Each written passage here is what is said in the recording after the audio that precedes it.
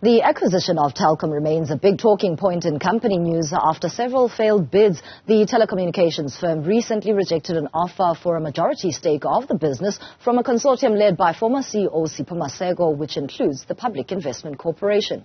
Prior to that, MTN walked away from negotiations, arguing there was a lack of exclusivity when Telkom entertained Rain. But that didn't pass either. Telkom CEO Serame Taukobong speaks to us now, joins us in studio. Thank you so much for your time. Thank you.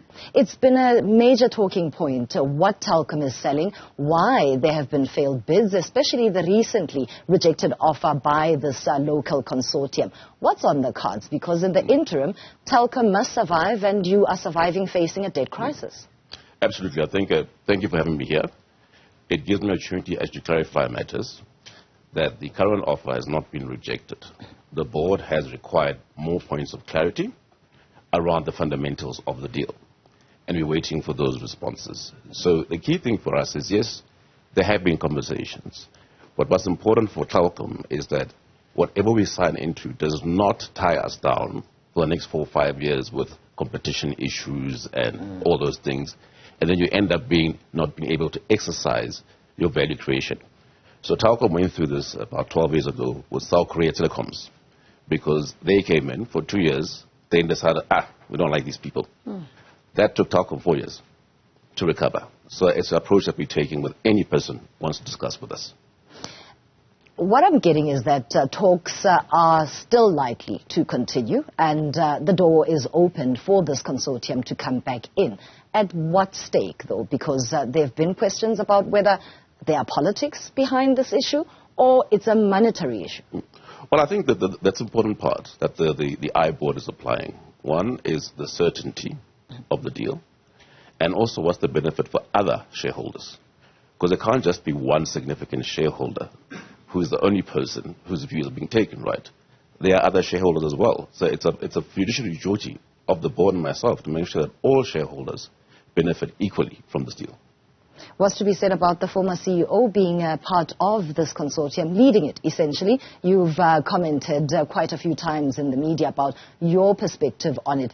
Is this maybe the right concoction of a consortium, the PIC, which has links to government, and a former CEO who actually turned around Telkom?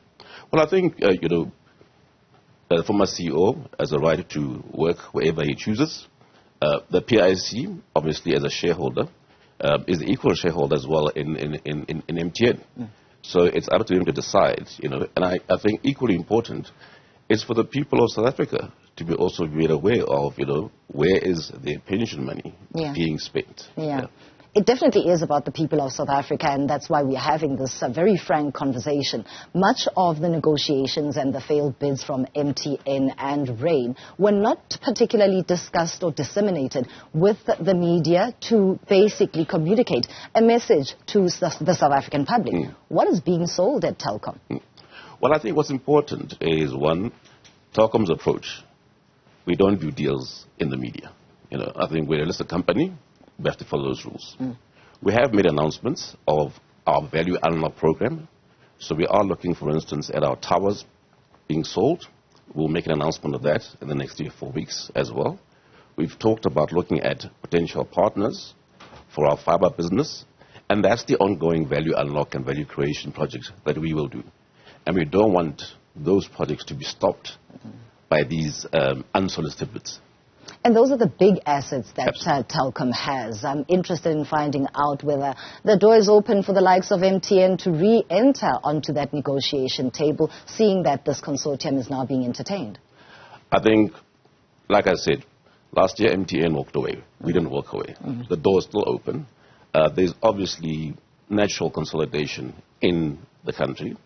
And the key thing is for the shareholders, particularly government, to choose which is the best partner to take their property entity into not just South Africa, but beyond the borders of the country as well. So that's where I think the view should be. Lastly, there's been question about the manner in which this narrative has unfolded. Telkom released their results, and it was quite a painful one, with major losses going into the billions. The following day, then, there were talks of this consortium not really meeting the requirements that have been set or would be accepted. The share price went crazy when MTN walked away. The share price went crazy. Should we be reading anything into that in terms of the chess that's being played around the boardroom?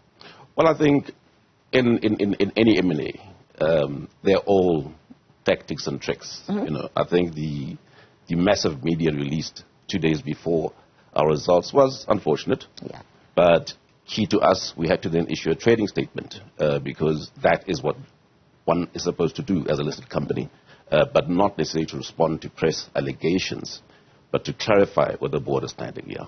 As a parting shot, are you satisfied with how this process has unfolded? And going forward, will it be handled with more sensitivity, kid gloves, and hopefully more transparency? Well, I think the key thing for me and the team is to focus on our job. We've got a business turnaround. We will not be distracted. There is an I board that is set up to look at such issues. But the key thing for us is how do we make sure that the numbers we delivered this year significantly improve, and that's a big focus for us. Thank you so much for your time. Thank you. Serame Taukobong is the CEO at Telkom, talking to us frankly about developments that we've seen recently.